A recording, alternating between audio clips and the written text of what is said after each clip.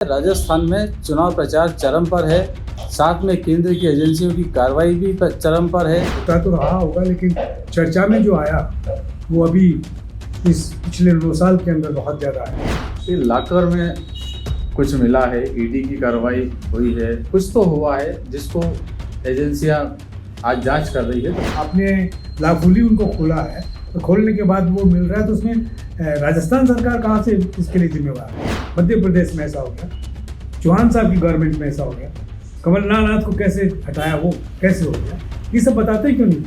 या प्रेस क्यों नहीं पूछता है इस बात?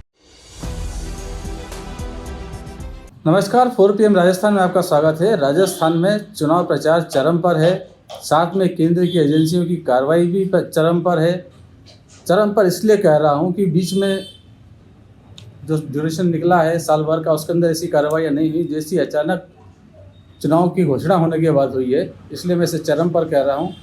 और साथ में चुनाव प्रचार में सभाओं में भी इसकी चर्चा अब चरम पर है, दोनों तरफ से है। मुख्यमंत्री अशोक गहलोत भी चर्चा करते हैं और भाजपा के बड़े नेता आते हैं तो वो भी चर्चा करते हैं। ईडी की जो कार्रवाई हुई है उसके बाद में गृह मंत्री अमित शाह राजस्थान आए, 3 सभाएं की, तीनों सभाओं के अंदर उन्हीं मुद्दों की चर्चा है जिन पर कार्रवाई ईडी ने की थी।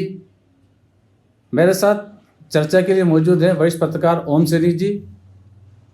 वो लगातार इन कार्रवाइयों को देख रहे हैं, राजस्थान में चुनाव प्रचार को देख रहे हैं। 50 साल से राजस्थान में पत्रकारिता कर रहे हैं, हर चुनाव उन्होंने देखा है, हर चुनाव की नब्ज समझते हैं। सैनी साहब, चुनाव की घोषणा के बाद एजेंसियां एक्टिव हुई है, भ्रष्टाचार की बातें हो रही है, फिर नेता आ रहे हैं और उन्हीं केस की बात कर रहे हैं जिन पर कार्रवाई ईडी ने की है, जिन पर कार्रवाई आयकर विभाग ने की है। इस तरह की कार्रवाइयों का चुनाव में किस तरह का माहौल बन सकता है? देखिए नवीन जी, एक बात आपको बता दूं कि हमारे देश के प्रजातंत्र में एक खास बात रही है, वो ये कि जो हमारे केंद्रीय संस्थाएं हैं, जो से लोक प्रशासन में अगर कहें तो सेंटर की और राज्य की, वो संस्थाएं इतनी पाकीज़गी भरी थी क्योंकि इनको इतना इनको प्रोटेक्शन मिलता है कॉन्स्टिट्यूशन से।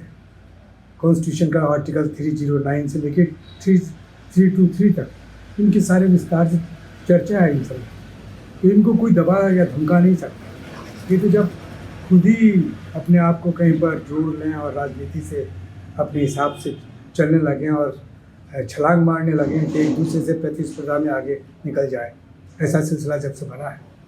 और वो पहली बार, मुझे वैसे होता तो रहा होगा, लेकिन चर्चा में जो आया वो अभी इस पिछले 2 साल के अंदर बहुत ज़्यादा है, और वो भी ख़ास तौर से इस चुनाव के प्रारंभ होने से पहले। ये जो ईडी है या ये दूसरा आईटी है या सीबीआई है, इन सब का जो पहले प्रकोप होता था, जो लोग बेईमानी करते थे, जिन लोगों के साथ में जो काला धन कहीं पर रखा करते थे, लेकिन जब काला धन पूरी तरीके से बाहर आ गया, तो फिर मोदी जी तो इसी दावे के साथ में चुनाव मैदान में गए थे 2014 में, और लोगों ने खुल करके वोट दिया था उनको।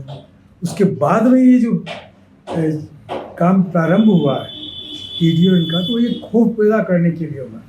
जिन लोगों के कई केसेस जिन पे एफआईआर लग गई थी या जो मौन पड़े थे, उनको अचानक इलेक्शन के वक्त में उठा लेने के एक आर्ट है जो राजनीति में नया प्रवेश किया है। राजस्थान में डोटासरा के साथ में जब ये हुआ 26 अक्टूबर को, तो फिर सारी चर्चाएं बहुत खुल करके सामने आई। वैसे तो पहले तो केंद्र सरकार और भारतीय जनता पार्टी लाल डायरी तक ही सीमित थी, लेकिन लाल डायरी जब खुश हो गई, उसका कुछ निकला नहीं, तो उसके बाद में फिर दूसरी बातें आने लगी।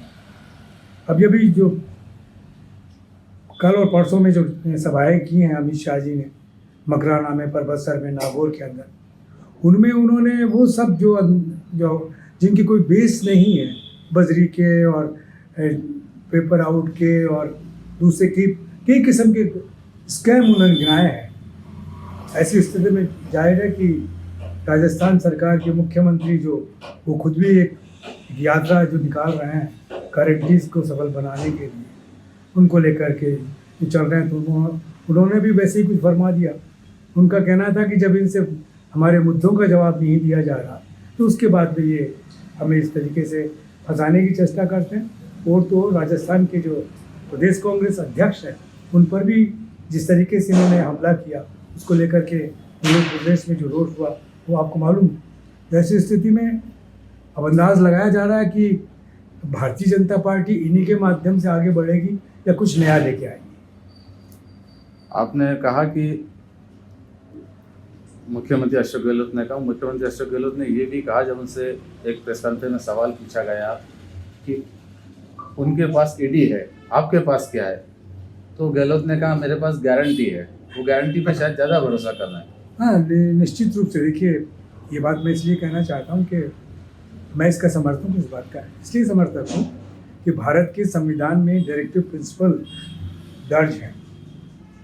मेरा ख्याल है मेरे होश संभालने के बाद में अगर किसी राजनेता ने उन सिद्धांतों की ओर देखा है और उनकी चर्चा की है, श्रीमती गांधी के बाद में, श्रीमती गांधी जब शासन में आई थी दोबारा, तब उन्होंने भी ये सब बातें कही थी।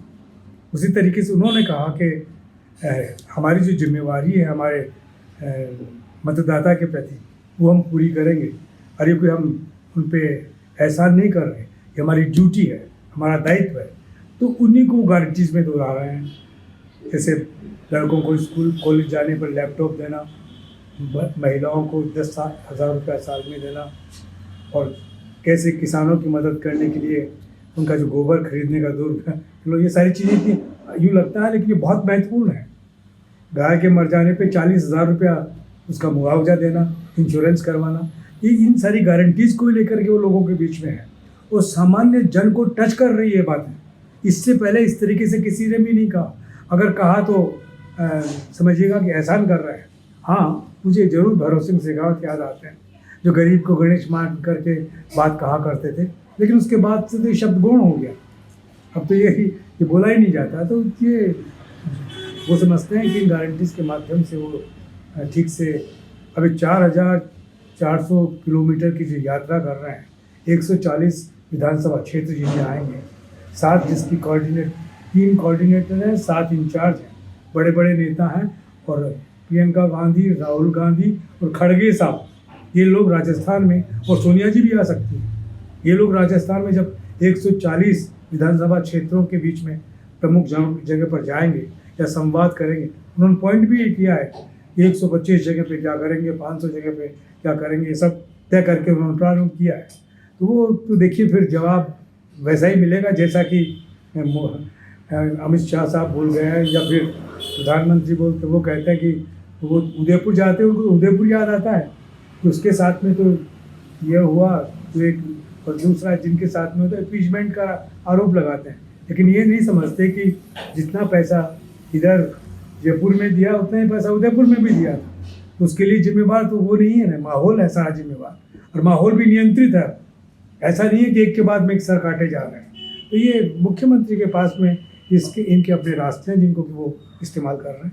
ये लाकर में कुछ मिला है, ईडी की कार्रवाई हुई है, कागजात लेके गए हैं, पहले भी अरेस्टिंग हुई है, कुछ तो हुआ है जिसको एजेंसियां आज जांच कर रही है, तो कहीं ना कहीं माहौल तो बनता है सरकार के खिलाफ। नवीन जी, एक बात समझिए आप, कि लॉकर की जो सुविधा है इसके कुछ कायदे कानून होंगे निश्चित रूप से। जब बैंक में भी अगर हम लॉकर लेते हैं तो उसके वो मान्यता प्राप्त बैंक के माध्यम से, बैंक की रिस्पॉन्सिबिलिटी होती है, उसमें क्या रखा है, कुछ भी अगर उल्टा सीधा प्राप्त होता है तो उस व्यक्ति पे जिसका सामान रखा है उस पर उसके विरुद्ध कार्रवाई होती है। तो ये जो लॉकर्स हैं इनमें क्या रखा है, ये सब तो वो जो लॉकर के जो कंडीशंस होंगे जिनके माध्यम से रखा जाता रहा है, उसमें राज्य सरकार का तो कोई लेन देन है नहीं। वो लॉकर वो देने वाले हैं और लॉकर लेने वाले के बीच में एक मान्यता जरूर स्थापित हो रही है। वो मान्यता आरबीआई के माध्यम से आई होगी, किसी बड़े बैंक के माध्यम से आई होगी, हिसाब इनके प्रति कैसी रेस्पॉन्सिबिलिटी होगी। अगर वो काला धन है तो अरेस्ट कीजिए ना, पकड़िए ना। आपने लाफूली उनको खोला है, तो खोलने के बाद वो मिल रहा है, तो उसमें राजस्थान सरकार कहाँ से इसके लिए जिम्मेवार है? वो व्यक्ति जिसके नाम से जमा है उसको हिसाब किताब देना है। आप उसमें अशोक गहलोत को, कांग्रेस सरकार को कैसे आप फंसा सकते हैं? अब लोग भी मुझे आश्चर्य होता है कि मेरे पत्रकार दोस्त भी इसको इस तरीके से रिपोर्ट कर रहे हैं, ये नहीं बता रहे कि वो लॉकर कैसे है, किसकी अनुमति से, किसके रिकग्नाइजेशन में है, कि कौन पकड़ा गया है, किसका पैसा था, वो सब बताना चाहिए ना। मुन्ना बता करके ये ऐसा कर रहे थे कि ये सब राजस्थान सरकार की घाल-मेल है। जिस तरीके से सचिवालय में पैसा मिला था उस तरीके से लॉकर्स में मिला, तो उनमें बड़ा फ़र्क है। एक जगह छुपाया गया था, एक जगह रखा है जो बिल्कुल कानूनी रूप से रखा गया, तो उसके लिए कोई ना कोई संस्था जिम्मेवार है जिससे सवाल जवाब किए जा सकते हैं। कौन इंडिविजुअल है जिसने रखा वो सब पता है। तो इनको मिक्स नहीं किया जा सकता। और ये खबर को एक तरीके से सनसनीखेज बना देने का सिलसिला लगता है कि आप अपनी जिम्मेवारी ठीक से पूरी नहीं कर रहे। यही सब पूछा जाना चाहिए। डॉक्टर कोयललाल मीणा जब गए तो तब भी मैं समझता हूँ कि पूछा जाना चाहिए था कि साहब आपको कैसे पता कि इसमें सब कुछ है, आप कैसे जानते हैं। और ये आपको पता ही होगा कि साहब ये किस तरीके से ये जो सिस्टम चल रहा है, ये निजी क्षेत्र में जो ये बने हुए हैं लॉकर, ये कैसे चलते हैं। तो वो सब तो बताइए आप, ये कैसे चलता है और किसकी घालमेल से हो रहा है, वो सब आप बताएंगे नहीं। और आप कहेंगे साहब इसमें तो 500 करोड़ मिले, इसमें 100 करोड़ मिले, तो इसमें राजस्थान सरकार कहाँ जिम्मेवार है। ये मेरे समझ में आज मेरे भी नहीं आया। ये आपको भी पूछना चाहिए उन लोगों से कि ये सब कैसे हो रहा है। केंद्र की एजेंसियों का इस्तेमाल पहले भी होता रहा है। हम देखते रहे हैं कि किसी नेता विशेष को दबाने के लिए, उसे कहीं कंट्रोल करने के लिए, पार्टी से तोड़ने के लिए, दल बदल कराने के लिए इस तरह की बातें उठती रही है कि एजेंसियों का इस्तेमाल होता है। लेकिन चुनाव के पहले पब्लिक को इम्प्रेस करने के लिए, उससे प्रभावित करने के लिए ऐसा पहले कभी हुआ है? देखिए नवीन जी, राजस्थान में तो पहली बार ऐसी नौबत तब आई जब सुखाड़िया जी शासन में थे और 67-66 का मामला है और संपूर्णानंद जी उस वक्त गवर्नर हुआ करते थे। तब एक कुछ मत कम, कुछ 1 या 2 वोट कम पड़ रहे थे गवर्नमेंट बनाने में और अपोजिशन यूनाइट था। लेकिन वो सब सिलसिला तो बड़े देर तक उसका तो सब निपटारा हो गया बाद में। और लोग दल बदल करके गए, 2 ही लोग तो गए थे। जो पहला दल बदल राजस्थान में हुआ वो लोग गए, तब सरकार बनी सुखाड़िया जी की। लोग उससे पहले आंदोलन हुआ, आंदोलन में 7 लोगों की मृत्यु हुई, गोली चली जयपुर शहर में, वो एक अलग सीन था। अभी तो ऐसा कुछ था नहीं। अब तो लोग स्वतः ही अपनी किसी पार्टी से इलेक्ट होकर के आते हैं और जाकर के खट से शासन के साथ में बैठ जाते हैं। ये दौर भी भारतीय जनता पार्टी के ज़माने में प्रारंभ हुआ। भैरव सिंह जी ने जनता दल और में जब अलग हुई, जब सरकार थी, संयुक्त सरकार थी, तो अलग होने के बाद में एक टुकड़ा भैरव सिंह जी ने उसमें से भारतीय जनता पार्टी के साथ में जोड़ा, तो शासन बना लिया। उसके बाद में ये चलन हुआ है कि जब अशोक गहलोत साहब के पास में बहुमत नहीं हुआ और कम पड़ने लगा तो बीएसपी को साथ में ले गए। तो ये पार्टी की पार्टी खा जाना, ये राजस्थान का एक नया चलन है जो अखिल भारतीय स्तर पे भी खूब हुआ। नॉर्थ वेस्ट में सारा यही हुआ, आप महाराष्ट्र में देख लीजिए यही हुआ, ये सब होता रहा है। तो राजस्थान इसके लिए कोई खास वो नहीं है। यहाँ तो एक बेहतर सरकार सुशासन के नाम पे ही कुछ लोगों ने अपना सहयोग दिया तो सरकार बना ली, क्योंकि विपक्ष के पास यानी बीजेपी के पास में वो नंबर नहीं थे, नंबर गेम में कांग्रेस आ गई थी। तो इस स्थिति में ये आरोप लगाना कि साहब इन लोगों ने ऐसा किया, तो हो रहा है और इसको कौन बढ़ावा दे रहा है? ये जो चाल चरित्र और चेहरा बदलने वाली पार्टी यही बढ़ावा दे रही है। नॉर्थ ईस्ट में क्या हुआ है, महाराष्ट्र में क्या हुआ है, मध्य प्रदेश में क्या हुआ है, ये सब उदाहरण है ना। और ये जो बोलते हैं कि साहब राजस्थान की सरकार बड़ी बहुत सारे स्कैम किए हैं, स्कैम तो मध्य प्रदेश का एक एक सीन देख लीजिए आप। हमारे गृह मंत्री उनके बारे में क्यों नहीं बोलते कि साहब ऐसा मध्य प्रदेश में ऐसा हो गया, चौहान साहब की गवर्नमेंट में ऐसा हो गया, कमलनाथ को कैसे हटाया, वो कैसे हो गया, ये सब बताते क्यों नहीं? या प्रेस क्यों नहीं पूछता है इस बात? डरते हैं क्या? ये पहले हमारे ज़माने में तो हम लोग डरते नहीं थे। हम भैरव सिंह जी से बात कर लेते थे वैसे, और वैसे इंदिरा जी से कर लेते थे, वीपी सिंह से भी, जितने भी प्राइम मिनिस्टर उनके साथ उनसे बात कर सकते थे। अब क्या बात है? और इनको कैसे मैं से कैसे छाप सकता हूँ कि उनको उन्होंने कुछ भी बोला तो मैं उसको प्रमुखता से छाप दूंगा। ये जरूर लिखा जाना चाहिए कि उनसे ये सारे सवाल हम कर रहे थे लेकिन उसका जवाब नहीं दिया। लेकिन सवाल जब करेंगे ना आप, तब जब आपको याद होगा कि व्यापम घोटाला क्या हुआ है मध्य प्रदेश में, पेपर लीक गुजरात में कैसे हुए, अब आपको पता ही नहीं है, आप कोर्ट कैसे करेंगे? और आप प्रेस कॉन्फ्रेंस कर आप तो प्रेस वक्तव्य सुन रहे हैं, वो बोल रहे हैं और आप लिख रहे हैं। ये तो पत्रकार की भूमिका नहीं होगी। कैसे कोई पत्रकार इस तरीके से लिख सकता है? सवाल ही नहीं है और आप बोले जा रहे हैं, हम लिखे जा रहे हैं। कैसे लिखेंगे ऐसे? चाहे आप भारत के गृह मंत्री हो, चाहे आप प्रधानमंत्री हो, हम आपके स्टेनो थोड़े ही हैं। हम पत्रकार हैं और पत्रकार तो सवाल करते हैं, सवालों के जवाब नहीं देते आप, बोलने नहीं देते आप। उसके बाद में क्या? क्योंकि हम पर दबाव है, निश्चित रूप से हमारे फंड पे, हमारे काम पे भी दबाव होने लगा है। और किन का दबाव होने लगा है? क्योंकि एडिटोरियल इंस्टीट्यूशंस खत्म हो गए, संपादक का नाम नहीं रहा, मालिक लोगों का क्या सिलसिला है आप ठीक से जानते हैं, मैं उनके बारे में कुछ नहीं कहना चाहता। ये तो अब देश में सिस्टम बन गया है, जो ऊपर बैठे हैं वो शायद सवाल पसंद ही नहीं करते हैं, इसलिए प्रेस कॉन्फ्रेंस भी नहीं होती है और जवाब भी नहीं देते हैं। एक बात आपने कही कि एजेंसियों का दुरुपयोग हो रहा है, लगातार होता रहा है, अभी भी हो रहा है। तो जब इस एजेंसियों का दुरुपयोग हो रहा है, लोगों को दिख रहा है, तो फिर ऐसे में जब ये कार्रवाइयाँ चल रही है चुनाव के समय, इनकी कितनी विश्वसनीयता वोटर की नज़र में रहेगी और वोटर इससे प्रभावित होकर कि अपना मूड चेंज कर सकता है? मैं इससे पहले एक बात कहना चाहता हूँ। ये जो इन एजेंसियों में जो IPS या IAS जो भी या इकोनॉमिक सर्विसेज के लोग लगे हुए हैं, इनका एक निश्चित प्रक्रिया के तहत अपॉइंटमेंट होता है और भारत के राष्ट्रपति इनको सस्पेंड कर सकते हैं, भारत के राष्ट्रपति इनको बर्खास्त कर सकते हैं, लेकिन निश्चित प्रक्रिया के साथ में।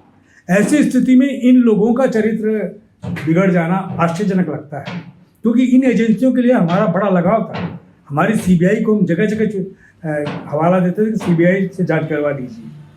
अब आप CBI से जांच करवाने की बात नहीं करेंगे, सत्ताधारी दल ही करेगा, बस कोई दूसरा नहीं करेगा, दूसरा यकीन ही नहीं करेगा। ED से कोई वो नहीं करेगा। तो इन एजेंसियों ने भी अपने जो रूल बुक है उससे चलना बंद कर दिया।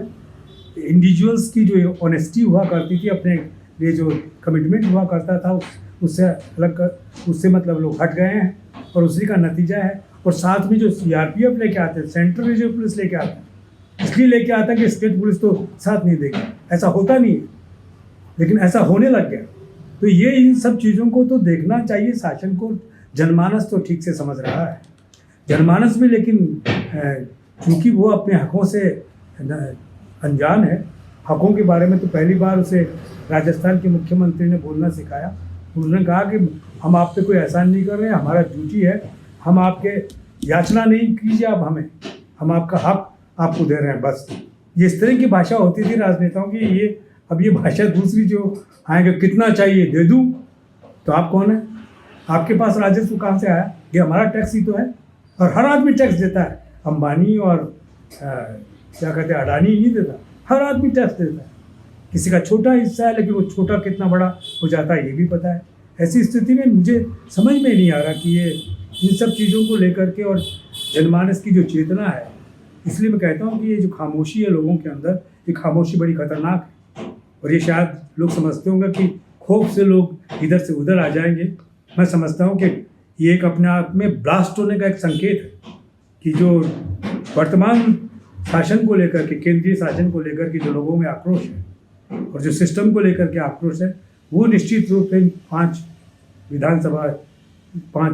राज्यों की विधानसभा चुनावों में झलकेगा, मुझे ऐसा लगता है।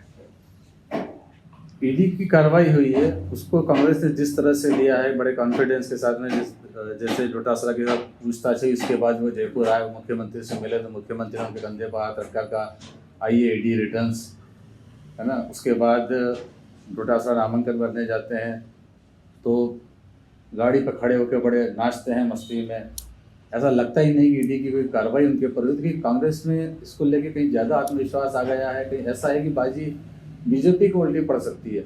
देखिए, ये आप ठीक कह रहे हैं। डोटासरा के यहाँ जब रेड हो रही थी सीकर के अंदर, और लोग जब हज़ारों की तादाद में घर के बाहर इकट्ठा हो गए, तो बाहर आए, उन्होंने कहा कि ईडी मेरे साथ में बड़ा सम्मानपूर्वक व्यवहार कर रही है, उनको जांच करने का हक कर लेने दीजिए, आप निश्चिंत रहिए, कुछ होगा तो मैं आपको बताऊंगा। यहाँ पर कोई भी ऐसी घटना नहीं होनी चाहिए जिससे लगे कि हम लोग उत्तेजित होकर गलत काम कर रहे हैं। तो ये उदाहरण होना चाहिए, लोग उसी के साथ में खामोश हो गए। तो ये जब आपको जनप्रेम इतना मिल जाता है, तो आप में निश्चित रूप से एक एहसास होता है कि हम लोग जिस जनता के साथ में जुड़े हुए हैं वो हमारे आदेश भी मानती है, क्योंकि हम जनता के आदेश मानते हैं। तो ऐसे में उनका प्रसन्न होना, चीखना और ये सब आकर के बोलना, नृत्य करना जैसा बता रहे हैं, बड़ा स्वाभाविक है। और मैं इसीलिए कह रहा हूँ कि ये ये जो इलेक्शन है इसमेमें कार्यकर्ता तो बड़ा यूं लगता है, बड़ा उछल कूद करता हुआ नजर आता है, लेकिन जनमानस जिनको वोट करना है वो बड़े खामोश हैं। और ये खामोशी किसी अच्छे या बुरे की संकेत दे रही है, जो बाद में आपको जब चुनाव नतीजे आएंगे। तो अमित शाह साहब ने कहा कि 3 तारीख हम 3 दिवाली मनाएंगे इस बार। कौन सी दिवाली मनाएंगे? एक तो दिवाली मनाएंगे और दूसरी जो नतीजे आएंगे उनकी दिवाली मनाएंगे और तीसरा रामचंद्र जी को बैठाएंगे। इसके बजाय अगर वो ये कह देते कि हम दिवाली मनाएंगे कि जब लोगों को जो ओरिजिनल कीमत पे पेट्रोल मिलेगा, डीजल मिलेगा, महंगाई से छुटकारा मिल जाएगा, बेरोजगार को रोजगार मिलेगा, तब हम दिवाली मनाएंगे, ऐसा कहा होता तो ठीक लगता। लेकिन रामचंद्र जी के पास में जाके रामलला के मंदिर में भी क्या कहेंगे लोग? हे प्रभु, ये कैसा क्या किया कि हमें बेरोजगारी के रास्ते में फंसे हुए हैं, हमें बाहर निकालो, यही तो कहेंगे। तो दिवाली कहाँ से मनेगी उसमें? मुझे समझ में नहीं आ रहा कि ये बातें क्यों कह रहे हैं और कौन उनकी उसमें ताली बजा रहा है। ये ताली सामान्य जन तो बजा नहीं सकता। जो ताली बजा रहे हैं वो कुछ लाभार्थी होंगे निश्चित रूप से, इसलिए बजा रहे होंगे। मुझे समझ में नहीं आ रहा कि कैसी भाषा बोली जा रही है और ये बड़ी अजीब भाषा है। पिछले 50 साल के अंदर पहले बड़ी जिस तरह की भाषा इलेक्शन के दौरान बोली जाती थी उनमें शंकाओं के समाधान थे, लोगों के साथ में एक सामंजस्य बिठाने का तरीका था। अभी तो आप बोल रहे हैं ये तो इम्पीचमेंट, ये तो अल्पसंख्यकों के साथ में होगी, तो बहुसंख्यकों के साथ में होगी, सब बोलना पड़ रहा है। क्यों बोल रहे हैं आप? भारत का हर नागरिक आपके लिए एक सा है, चाहे वो सिख हो, चाहे हिंदू हो, चाहे मुसलमान हो, कोई भी हो। आप तो आपने देखा भारतीय जनता पार्टी के लोगों ने इजारा के अंदर क्या किया, कैसे से गुरुद्वारे पे हमला किया है और कैसे उन्होंने फिर जाके माफ़ी मांगी, क्योंकि उससे वोट प्रभावित होता है। ये एहसास नहीं हुआ कि हमने गलत काम किया, ये कि ना वोट प्रभावित होता है, माफ़ी मांगते हैं, कपड़े को क्या कहते हैं, जूते भी साफ कर रहे हैं, सब कर रहे हैं। तो ये सब चीज़ें दिखने में आ रही है, सब क्या आ रही है? यहाँ जयपुर में दिख रहा है तो पूरे हिंदुस्तान में नहीं दिख रहा हो? लोग देख नहीं रहे हैं क्या? लोग समझेंगे नहीं क्या? ईडी और दूसरी एजेंसी जो कार्रवाई कर रही है उसके बाद कांग्रेस भले ही कॉन्फिडेंट दिख रही है, लेकिन जो 2 टिकट कटे हैं, जेएमएम घोटाले के कार्रवाई हुई, उसके बाद महेश जोशी को टिकट नहीं मिला, लाल डायरी वाला मुद्दा चुनाव के अंदर बन रहा है, धर्मेंद्र राठौड़ टिकट के उम्मीदवार थे, नहीं मिला, तो कहीं कांग्रेस भी इसको लेकर घबराई हुई है, टिकट काटे हैं इसी को लेकर। देखिए कांग्रेस क्या नाम महेश जोशी या धर्मेंद्र राठौड़ ये कांग्रेस नहीं है, ये भी कांग्रेस के कारिंदे हैं। कुछ लोग जो कांग्रेस के मेंबर हैं, हो सकता है उनके कोई भी हो, उनको तो जो विवादास्पद है, जिनकी विवाद बहुत ज़्यादा जनमानस के बीच में व्याप्त है और कहा जा रहा है तो मत दीजिए ना टिकट, काम करने दीजिए कार्यकर्ता की तरफ से, पता लग जाएगा। अगर नहीं होंगे तो अपनी हैसियत वापस हासिल कर लेंगे। लेकिन ये कहाँ से जो हो गया कि सब डर के कांग्रेस डर रही? क्यों डर रही कांग्रेस ने हटा दिया ना, कांग्रेस नहीं हटाती और इस तरह की अफवाहों में घिरने के बाद में महेश जोशी पराजित होते या धर्मेंद्र राठौड़ पराजित होते, जबकि वो तो अलग तरीके से बैठे हुए हैं। जाइए उधर देखें, जिनके बारे में बहुत कुछ कहा जा रहा था, शांति धारीवाल को पराजित कर दीजिए। देखें जिस आदमी की जुबान से एक चीज़ स्लिप हुई और जिसके लिए 50 बार जिस आदमी ने माफ़ी मांग ली और जिसका अपना कंट्रीब्यूशन है, कोटा जैसे शहर को जैसा खूबसूरत बनाया है, राजस्थान के बाकी शहरों में उन्हीं के नेतृत्व में सारे काम होते रहे, एक मंत्रालय उन्हीं का है। तो ऐसे में एक बात से आप उनको किस तरीके से खलनायक बना करके या बलि की बकरी कैसे बना सकते? तो ये कांग्रेस का भय नहीं है, ये भय कांग्रेस को जिनसे भी कुछ लग रहा था कि लाल डायरी जो बिल्कुल जीरो है, जिसका हवाला बार बार दे रहे हैं। अमित शाह साहब नागौर में बोल रहे थे कि लाल कपड़े से शायद लाल रंग से डर लगता है मुख्यमंत्री को। डर कहाँ से लग रहा है? कह रहे हैं ना कि भाई इसमें है तो निकाल दो जो भी कुछ है, ये तो वाजिब वक्त है, उसके बाद में कब निकालोगे? जब नतीजे आ जाएंगे तब निकालोगे, तो इससे क्या हो? एक आखिरी सवाल आपसे, ईडी और इनकम टैक्स की कार्रवाई का फायदा किसको मिलेगा, भाजपा या कांग्रेस? कैसे मिलेगा? आप नवीन जी बड़ा गलत सवाल कर रहे हैं। भाजपा को कैसे मिलेगा? क्योंकि राजस्थान में तो जो पैसा पकड़ा गया है या जो कुछ भी पकड़ा गया, किन के पास में पकड़ा गया? किसी कांग्रेस की उसके पास में तो पकड़ा नहीं है। जब पकड़ा गया वो आप वहाँ से आप कुछ कर नहीं रहे, वहाँ जाते नहीं हैं, अब तो यहाँ घूम रहे हैं, राजस्थान में घूम रहे हैं, सिर्फ डराने के लिए घूम रहे हैं। तो डराने का तो डराने का जवाब तो कांग्रेस ने दे दिया कि आप पे सबसे बड़ा जो कांग्रेस के संगठन का प्रांतीय अध्यक्ष है उस पर आपने हमला बोला, और उस हमला बोलने का आपने परिणाम देख लिया कि किस तरीके से लोग इकट्ठा होते हैं। तो ऐसे ही मत अगर ऐसे ही इकट्ठे हो तो फिर परिणाम क्या रहेगा? तो कांग्रेस को किस बात का डर? लेकिन ऐसा लग रहा है कि हमारे जो केंद्रीय संस्थान है, ये जो इंस्टीट्यूशन है, जो कॉन्स्टिट्यूशनल है, जिनका अपना शक्ति है, अपना पावर है, उन इंडिविजुअल्स को जिनके पास में इतनी सारी अपॉर्चुनिटीज़ हैं कि उनको न बर्खास्त किया जा सकता, न सस्पेंड किया जा सकता बगैर किसी प्रक्रिया के, वो ऐसे कैसे हो गए? वो रूल बुक से क्यों हट रहे हैं? ये प्रधानमंत्री की या गृह मंत्री की हुक्म अदुली तो हो नहीं सकती कि अगर लोकफुली बताएंगे साहब ऐसा हुक्म निकलता नहीं है। ये होता रहा है ना, मुख्यमंत्री को या प्रधानमंत्री को ये सारे सेक्रेटरीज आकर के बताते हैं ये जो आप फरमा रहे हैं ऐसा नहीं, ऐसे नहीं हुआ है, ऐसा है। तो उसमें आप उस आदमी का ट्रांसफर ही कर देते थे, उससे बहस नहीं करते थे कि दूसरा जो उसको मान ले उसको बुला के बिठा दो। तो यही हो रहा है। क्यों उदयपुर कैडर के, वो गुजरात कैडर के लोग बैठे हुए हैं? राहुल गांधी ने जो नोट किया है कि 3 ओबीसी के लोगों के अलावा जो जितने भी बैठे हुए हैं सब गुजरात कैडर के हैं। तो क्यों हम गुजरात कैडर के भाई? इसका मतलब ये है कि आप एक किस्म की एक लेगेसी बनाना चाहते हैं कि गुजरात का अफसर आपके कहे मुताबिक चलेगा। लेकिन गुजरात में भी देखा है बहुत सारे आईपीएस कहाँ बैठे हैं, किस जेल में बैठे हैं, कितने दिनों से बैठे हैं, बिगड़ सुने बैठे हैं। ऐसा तो कभी हुआ नहीं हिंदुस्तान में, ये तो पहली बार देखने को मिल रहा है। पत्रकारों का भी यही हाल है, बैठा रखा है। यूपी में आपने देखा कैसे बैठे रहे। वो केरल का पत्रकार जो सिर्फ एक चीज़ कवर करने आया था उसको पकड़ के बंद कर दिया, उसकी जमानत भी नहीं होने दी, बड़ी मुश्किल से बाहर निकल करके आए। और उसने फिर भी कहा कि मैं इसलिए नहीं पकड़ा गया कि मैं माइनॉरिटी का आदमी हूँ, मैं तो इसलिए पकड़ा गया कि मैं पत्रकार हूँ। और तब हम लोगों ने भी कहा कि देखिए ये क्या हो रहा है। और ये कोई नई बात नहीं है, ये आप देख रहे हैं ना, आप जितने भी चैनल चल रहे हैं उनका क्या है। आपका पोर्टल बड़ा पॉपुलर है। क्यों पॉपुलर है?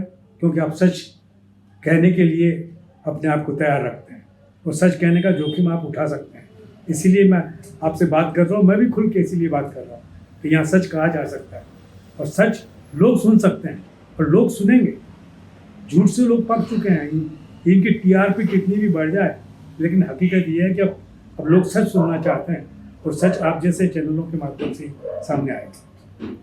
सच दिखाने की हमारी हमेशा कोशिश रहती है, इसीलिए हम आप जैसे वरिष्ठ पत्रकारों से बात करते हैं और समझाने की कोशिश करते हैं अपने दर्शकों को कि जो चल रहा है उसके पीछे, पर्दे के पीछे की क्या राजनीति है। क्या फिलहाल राजनीति में दांव पे चलते रहेंगे। सेंट्रल की एजेंसी आएंगी, वो अपना काम करेंगी, उसको लेकर कांग्रेस भी अपना जवाब तैयार कर रही है। अब चुनाव के नतीजे के बाद समझ में आएगा कि वोटर उससे कितना प्रभावित हुआ, उसने इन बातों को कितना सीरियसली लिया है, वो नतीजे के बाद होगा। लेकिन ये बात तय है कि इससे केंद्रीय एजेंसियों की छवि कहीं ना कहीं बहुत ज़्यादा प्रभावित हुई है।